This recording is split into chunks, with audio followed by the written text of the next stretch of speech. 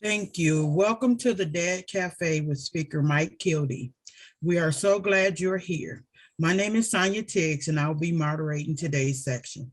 I'll be monitoring questions in the chat, and if you have any issues, you can send me a direct message through Zoom chat. We ask that everyone stay on mute during this session unless you have a question or to participate in the conversation. This helps reduce background noise. We encourage you to be on video if you can, so we can see each other and build community. But if you're more comfortable or must be off camera for children and other reasons, we understand. If you would like to read the transcript or see closed caption for this session, please click on the bottom that says CC Live Transcript, then choose Show Subtitle. You can hide the subtitles by repeating this process. Please share your thoughts, questions, affirmations, anything that is particularly interesting to you in the chat or through the reaction buttons. Now, a little bit about Mike. Mike is a family engagement coordinator for the Genesee Intermediate School District Head Start program for the past 25 years. Mike has worked closely with Head Start families in building trusting relationships to guide families in reaching goals that they identified for their children, their families, and themselves. Mike earned a bachelor's degree in business management from the University of Michigan Flint and is the proud father of 4 and has 9 grandchildren. Now I will turn it over to our presenter to start the session. Thank you for being here. Thank you, Sonia. And I just want to welcome everyone to this presentation of Dad's Cafe. I'm excited to do this today. I really enjoy having intimate conversations with people, and in particular with fathers, and talk about things in their lives that maybe they don't typically talk about when they're with their peers or even with their family. So this will give us an opportunity to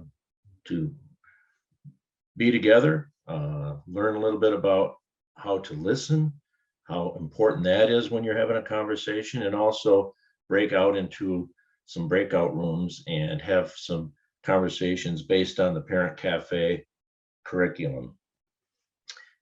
Okay, you can change the slide there. Okay, so what is Dad's Cafe?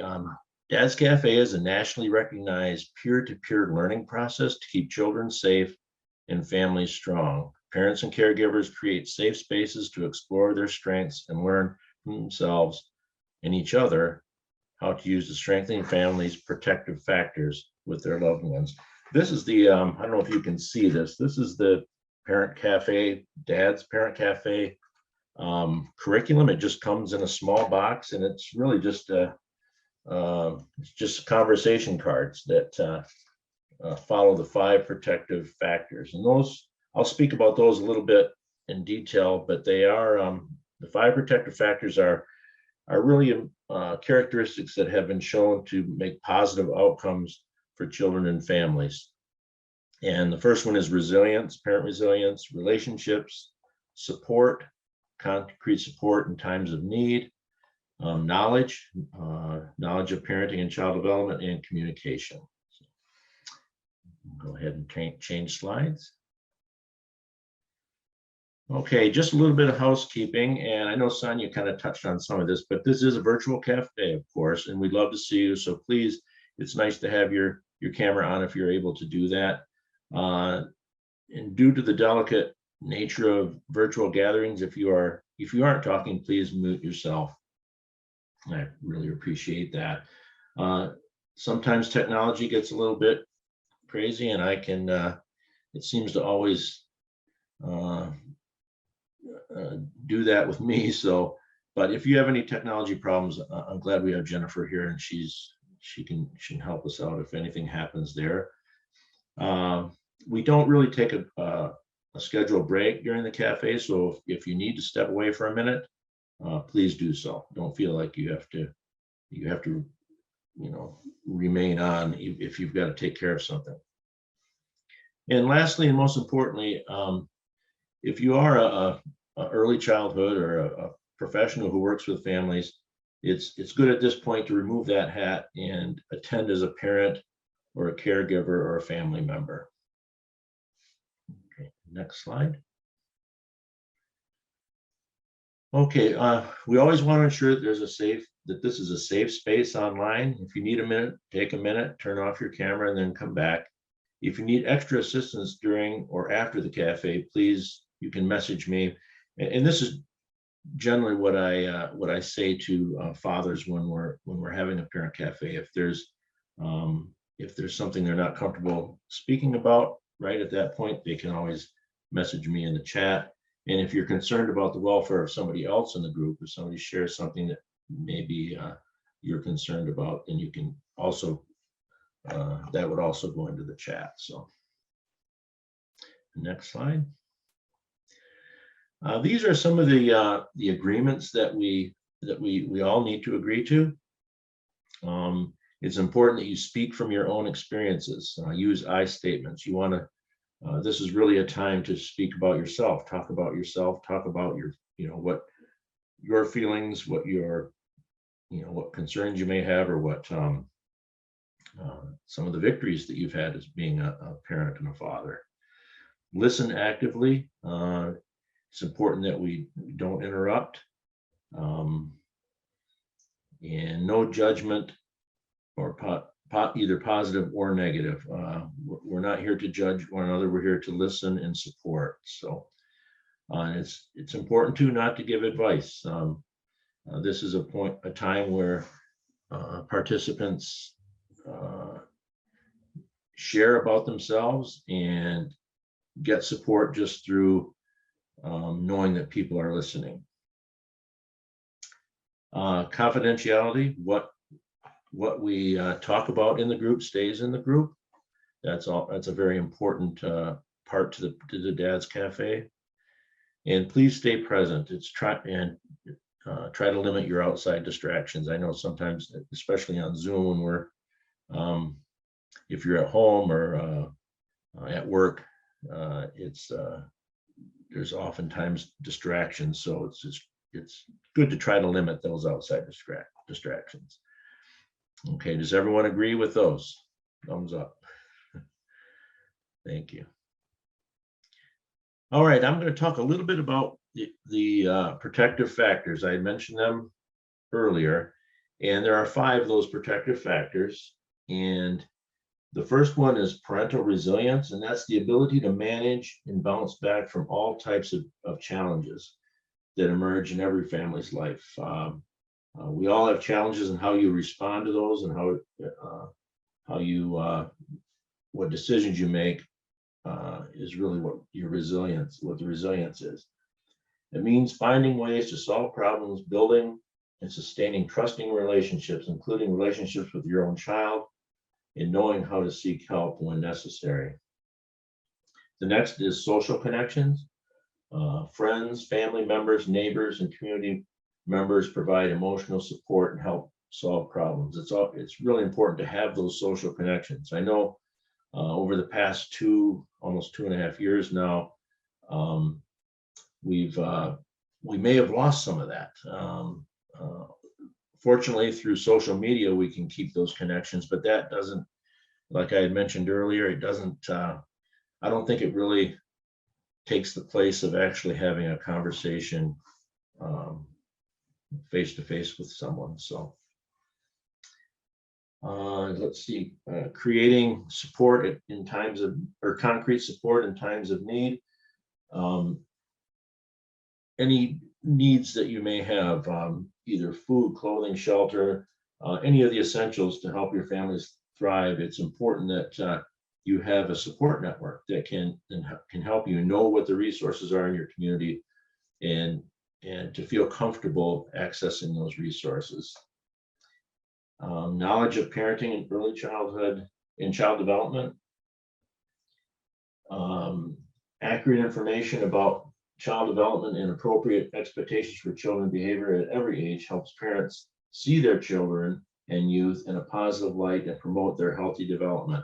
Knowing what what a child should be doing at certain stages in their development is really important to understand. And social and economic competence of children. The social and emotional development of young children plays a critical role in their cognitive skill building, social competence, mental health, and overall well-being. The nature of this development is deeply affected by the quality of a child's relationships with his or her primary caregiver, their father, mother, and those in the home, those adults in the home. Okay, next slide. All right, the first activity that we're going to do is a one-on-one conversation with another person.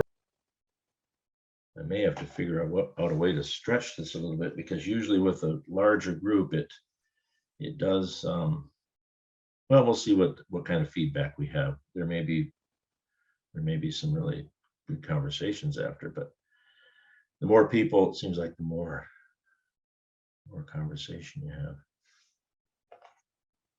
Yeah, I would agree, but maybe somebody will bring something that Yep.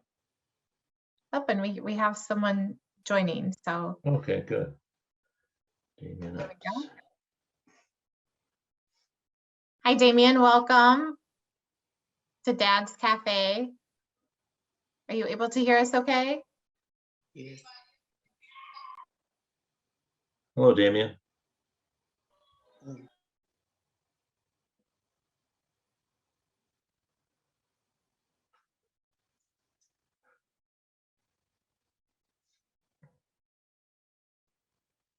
So Mike, they'll be back in about 50 seconds. All right. Thanks so much, Jennifer. Happy to help. Hmm.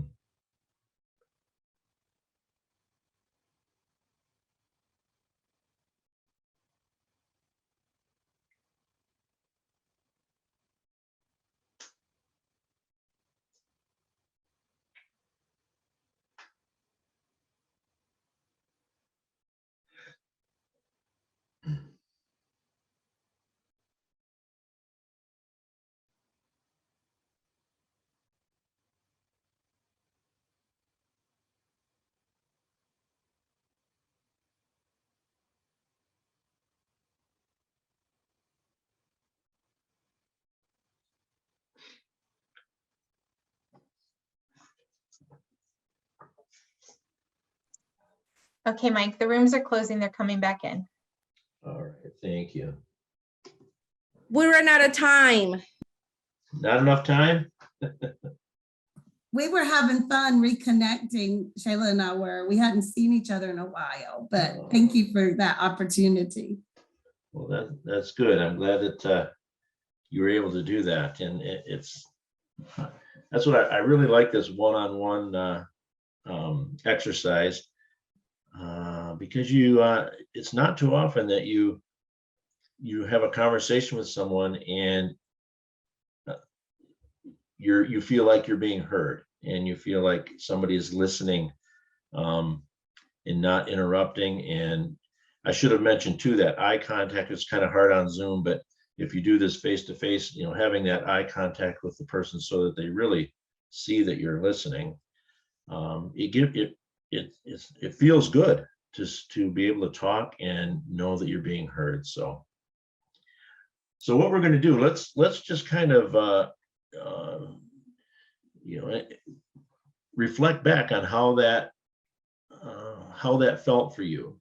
How was it for you to have that one-on-one conversation with someone? Was it difficult? Was it easy or difficult to just listen without any interruption? Any feedback?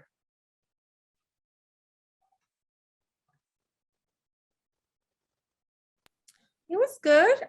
Because I've known Steve from before, I think it made it comfortable, much more comfortable. And plus her personality and her smile makes it so much easier for me to feel comfortable and just open up.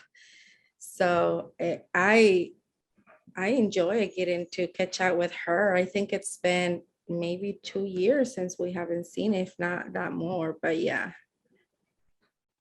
Oh, that's great. Yeah, I would agree, Sheila. I think it was great because we knew each other. I was very interested in what had happened over the last 2 years in her life and her new puppy that she has there that's so nosy and wanted to be in on our conversation. But it's also great just to connect and know. And, you know, I told her she's got children that are hitting those hormonal years. And I told her that it's going to get better because mine went through that and we survived. So, you know, it was just great to connect. So it was very easy for us. Good. Sonia, were you in a group? Was it you and I did join a group with Miss Regina. yeah. Now, do you know each other, you and Regina? We do not. Okay. How was that for you then? Not really. It was nice to meet her. I'm always welcome to meeting new people. However, I think I did too much talking and didn't give Miss Regina enough time to talk. That often happens. I know 5 minutes goes by in a blink of an eye when you're when you start talking, and it's when you're talking about your family too. It's amazing how much we really value our families when you start talking to someone and you know that they're listening. You feel like you could go on for a lot longer than 2.5 minutes talking about your family and yeah. Regina, how did you feel? It was nice meeting Miss Sonia. Yes, she did talk about sometimes when you talk to someone, either you know them new or strange, it helps you to relieve, what you're going through. And she did share something very personal with me, and by her just talking about it seems like it helped her, continue to get through what she's going through. Great, thank you. Good. Any other thoughts? Any other, without telling your partner's story, did you learn anything about the person just by listening to them?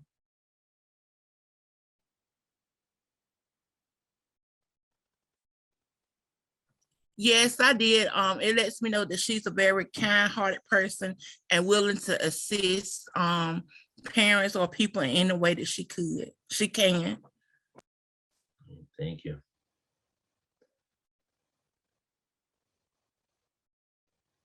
Anyone else?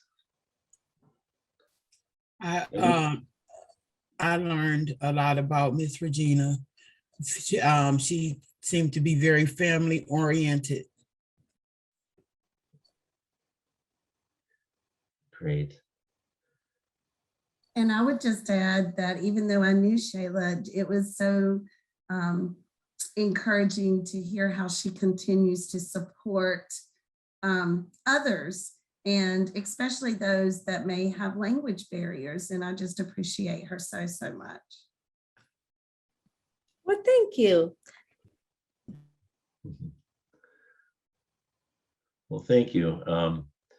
Did you, just through that experience, did you learn anything about yourself? Anything that that you discovered maybe about yourself when it comes to talking to with someone and having them listen? I was just reminded that, boy, hormones can be crazy things for teenagers. So I just, because there's some times where I just like literally cry in the shower, or I go in the bathroom and want to scream, So I was just reminded that I'm not the only one, and it doesn't matter if it happened before, now it's going to happen. People go through certain similarities. So it kind of helps in a way. Well, thank you. All right, thank you everyone for sharing, and thank you for. It sounded like you you actively participated in that exercise, and that's what's so important with that one-on-one, just to learn those skills on how to listen, and then also how to share when you know someone's listening, and that the trust that seems to immediately begin to build there. All right, Jennifer, we can move to the next slide.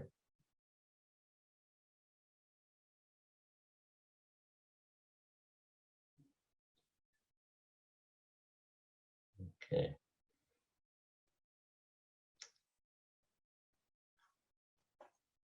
All right. Jennifer, we can move to the next slide. Thank you. All right, I'm gonna have to. That looked like Avondale schools.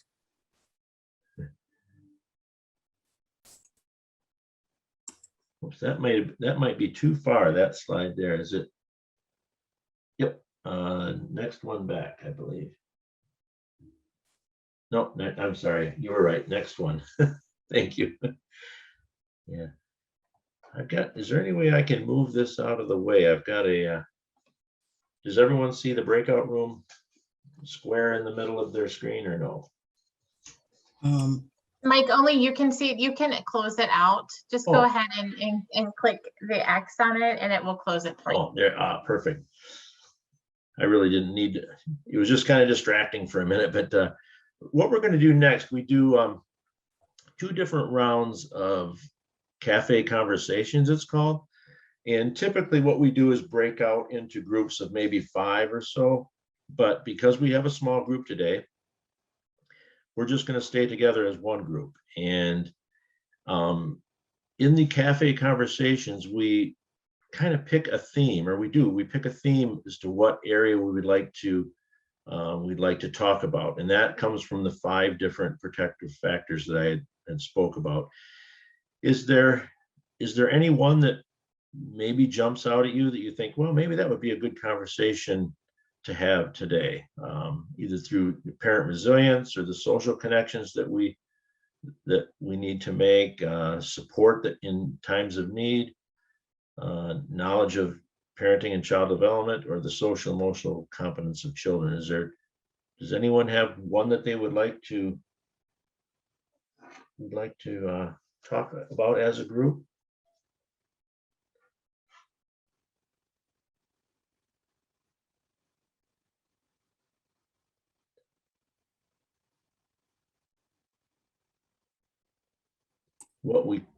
Let's try Go ahead, Sonia. knowledge of parenting and child development, maybe. Okay, that's good.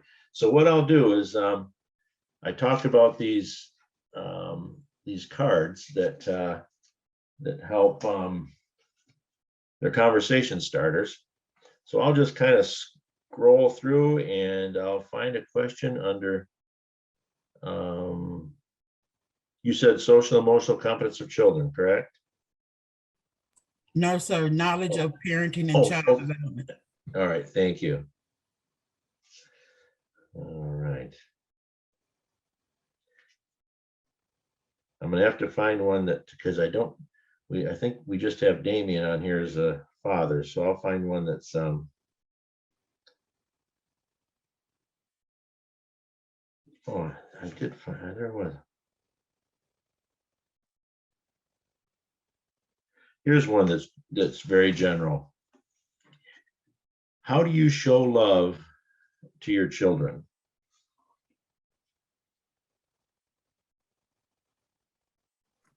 With random hugs. And I take my kids to the bus stop every morning. So before they get on the bus, we tell each other we love you and have a good day and see you later. Yes, That's great. And I think this is, even though you said this is a very general question, I think this question, and I just thought about my parents, it's a very unique question that maybe needs to be processed in different ways. Because my mom, she probably thinks that making sure my clothes is clean is a way to show me love, which I don't disagree. But because she was raised in a different way, different environment, I never heard growing up her saying I love you or I miss you or things like that, right? So to me, those things are how I tell my kids verbally, and it's important for me for them to hear that.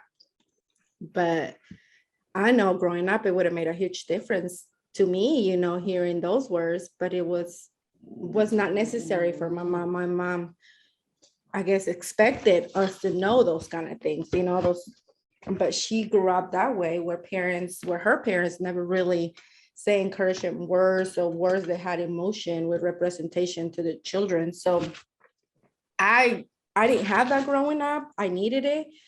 So I make sure that I tell my kids that, like, you know, like I know that my job as a mother is to feed them, have them dressed, things that everyone does in a way. But to me, it's like, I want to make sure they know that I love them. I have to tell them constantly. I write little notes, you know, just hugs always, you know, just those kind of things that I miss. Great, thank you, Sheila. Speaking as a mother of two, and one was being special needs, my thing was to make them know equally that they're just as important as the first or the next. So doing one-on-one with each one of them, and then doing collectively together. So sometimes we, with parents that have children with special needs, our non-special need children would seem to sometimes feel left out. So make sure that I was making sure that at least mine felt included with one another and not singled out, and showed equal love.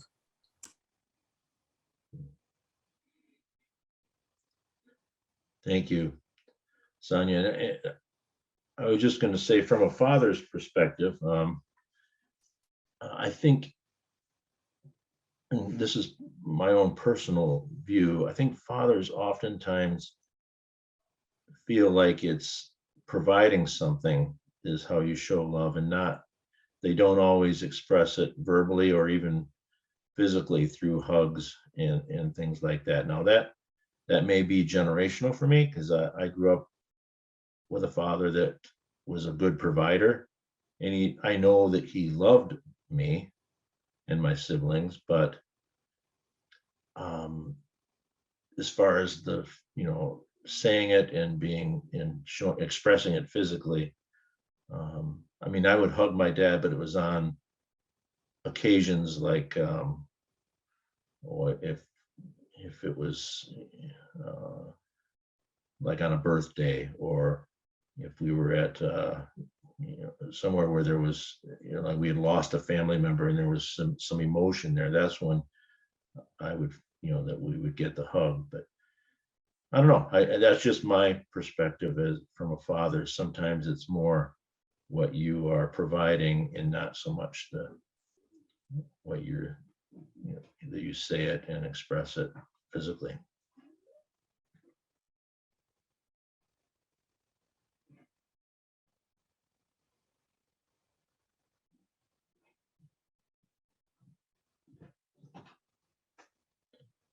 Anyone else have any thoughts on that?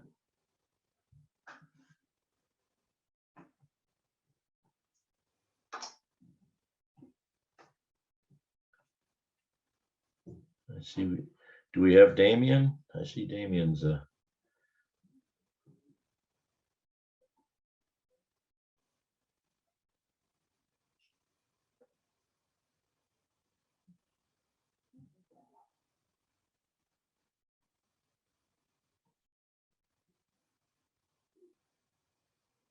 when you think back about, you know, Sheila, you kind of talked about your previous experiences, what you had received as a child. Do you think that that plays a role in how you express or how you show love for your children? Yeah, definitely. It does for me. And I just like, I guess what I'm modeling is what the expectations for my kids, because like I said, I didn't grow up hearing the word "I love you," things like that. No. And so when my child was born, I really started saying that word, and it just became more natural. Like, I don't think about it like that, like, you know, I have to say it. And I remember that she had introduced my father and my mother. So now my parents are saying that, you know, and it makes a huge difference. And in a way, I'm kind of like little jealous, to be honest, because I wish I would have had that, but it's amazing what grandkids can do. But in a way, it's like, I never forget the one time that someone else was picking up my child. So I got on the phone and I said, hey, please be good. Please listen. Mommy can't pick you up. And I just got off the phone because it was a crazy day. And then she called me back and she said, you forgot something. And here I'm thinking either I forgot the food, whatever, and she's like, you forgot to say I love you. And it really hit me then that this is something that it's the expectation that I have set of the importance of such words, And so I try not to forgive, but now they say it back to me. So if they're mad at me, they still say, I'm mad at you, but I still love you. So, it's just, especially for my oldest who has special needs, she's not very verbal in a way. She doesn't really like to, she has a hard time expressing her feelings, but the way she does it's either by a text or doing something that I know it's going to make me feel good or happy. Great, thank you. I know I was just thinking sometimes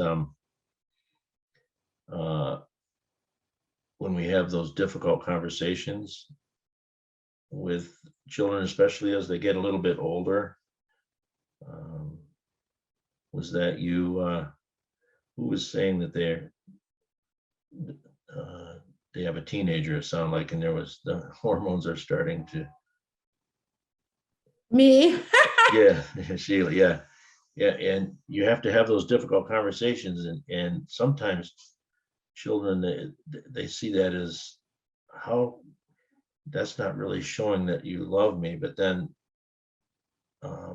they'll realize that that's really that's another way of showing that you love someone, is to have those conversations that may be difficult, that may sound a little harsh at the time, but will make a big difference down the road, and they'll realize that. So avoiding those conversations is something that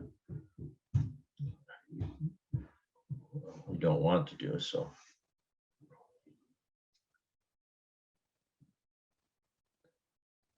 all right, should we move on to another round two, and we can pick another topic. See, we did the knowledge of parenting and child development. Someone want to choose another one?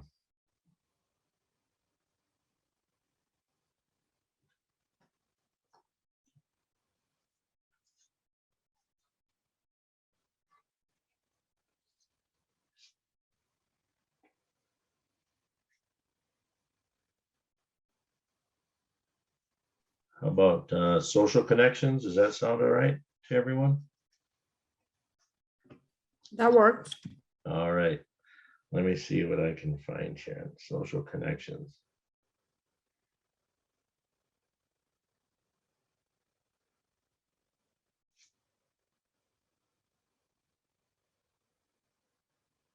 Okay, here's a good one. See, how does being part of a community benefit you and your children?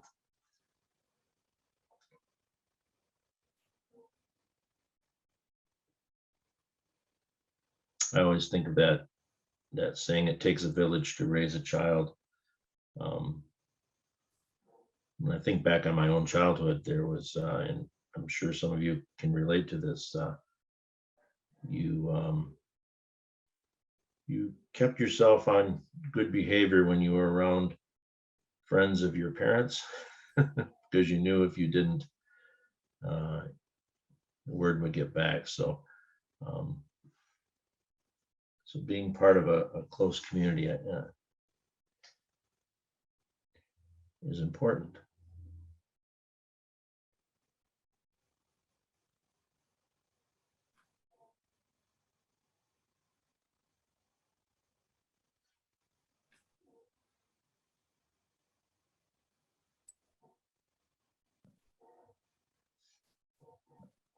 Hey, Mike, it's Christy. Yeah. For me, when my children Yes. were younger and I was growing up, being part of the community meant so much because, I worked as a parent, a full-time job, and many times had late hours. And it was amazing to me that the people that were part of my community, whether it be friends from church or neighbors, I moved away from my family and I was here with my husband and my girls. And to have that support and people that could chip in and help you out when you were running late or could feed your kids and you trusted them.